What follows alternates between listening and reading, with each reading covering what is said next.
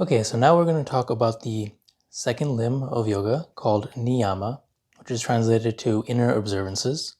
And these are duties that are directed towards ourselves and are intended to build character and support us through our journey of self-realization. So the first limb was Yamas, which is related to the outside world, and now these are inner observances that you can take on as Niyamas. And the Niyamas are Saucha, which means cleanliness, Santosha, which means contentment, Tapas, which means the heat of discipline, Svadhyaya, which means self-study, and Ishvara Pranidhana, which means surrendering to a higher power. So let's start off with the first, and that's Saucha, which is cleanliness, and this extends to your mind, body, and spirit. So in an obvious sense, keeping a clean room and having clean clothes has a profound effect on your practice and also your well-being as well. And the whole point of cleanliness in this aspect is to rid your body of impurities, which will kind of interfere with your practice. So in the Hatha Yoga Pradipika, there are different practices you can take on which can help add to this cleanliness. So you can do practices such as using a neti pot, which you basically stick that up your nose and it'll kind of clear out any of the mucus from your nose, and that kind of purifies your body in that sense. And there are also different yogic breathing exercises such as Nali, which is an abdominal breathing exercise, massage breathing exercise. And then you can also choose to eat organic foods rather than ones with pesticides. I mean, that's kind of like a no-brainer, but that's part of it also. And then keeping a very clean room and space, like a meditation quarters or even your sleeping arrangements, has an effect because a cluttered room is also a cluttered mind.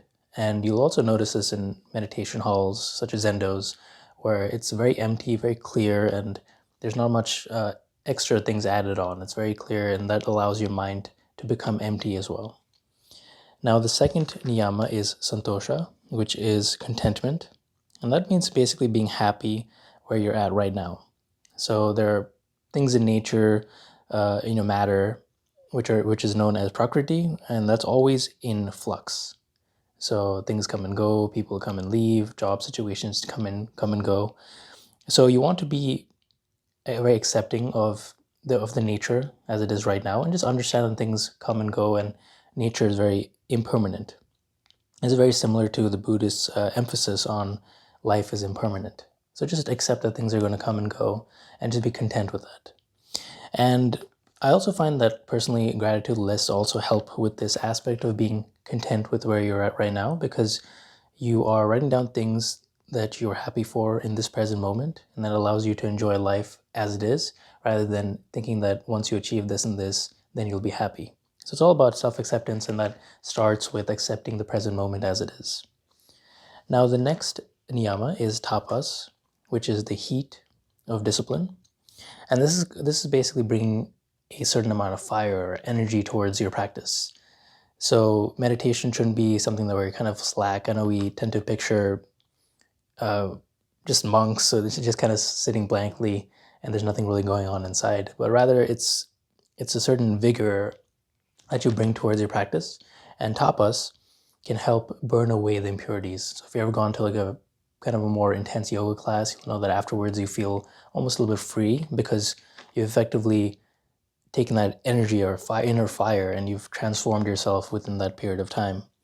And the heat will burn away the impurities. And tapas can be balanced with ahimsa, which, if you recall, is the first one of the few yamas, and this is related to non-violence.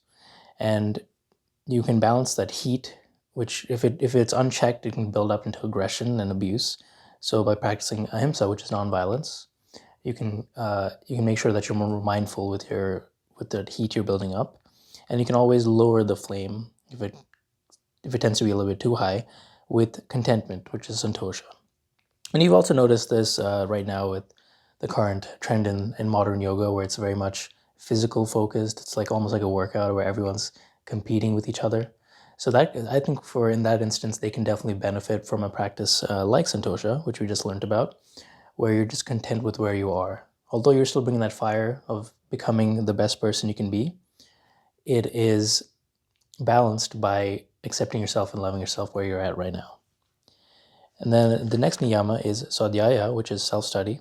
And this is understanding the self, but more specifically your true nature, your inner self.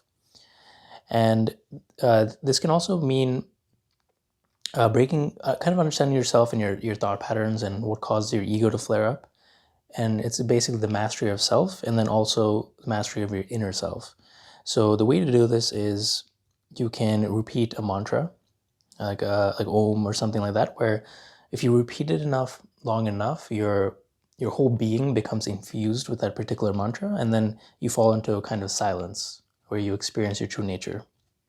And in the Zen tradition, there is something called a koan, which is very similar actually, and it's more like a riddle that you repeat to yourself, like, what is the sound of one hand clapping? It's not meant to, you're not meant to answer that logically, but rather the phrase is so like mystical that it causes your mind to just silence. Another one you can use is just repeating to yourself, who am I? And if you repeat that into your head, you might come up with an answer, but then you want to think, okay, but who is that person that thinks of this answer? And then you kind of go backwards. And the point isn't, again, to answer logically, but rather to get into a space of stillness. And that's the right approach to these kind of mantras or koans, just to become into a space of stillness, and then you can really discover your true nature. And I also personally find that there are other practices you can take on which can help aid you in the self-study and understanding yourself. And one could be journaling. I've also done a talk on chakra journaling as well, so you can go check that out. But essentially, by journaling, you can write down your thoughts and put it onto paper. So this way you're more clear about the things that are going on in your life and what you need to improve on. And then you can also study ancient texts such as the Bhagavad Gita and the Yoga Sutras for understanding. And then lastly, the last niyama is Ishvara Pranidhana, and that means surrender to God. And Ishwar means God, and fun fact, my name is Ishar, which is a variation on Ishwar, which is God. So in this niyama, you are surrendering to God, or you can call it the universe, life energy, something that's higher than yourself. And it's more of a big picture concept, so to really understand, it's more so letting go. If you take an action, you take that action fully, but you let go of the results. And you're just being okay with the universe handling certain aspects. So you're not trying to control everything, but there is an aspect of letting go here and surrender. And in the Bhagavad Gita, which is a classical Hindu text, Lord Krishna, right, he talks to Arjuna and he says, when you take on an action, you should be not focused on the fruit of the result, or the fruit of the action. So you're not focused on the results of your particular action that you're doing, but rather you should be focused on the process itself. So it's becoming very mindful of what you're doing, but you're not doing something for something in return. And you should never be focused on the results, but rather the process of doing something. And this has an aspect of surrendering, letting go, because you're doing something very fully, and then you're just letting go and trusting, really trusting that the universe has your back and things will work out for you. And this relates to your intuition as well. So this is just trusting that everything is going to work out.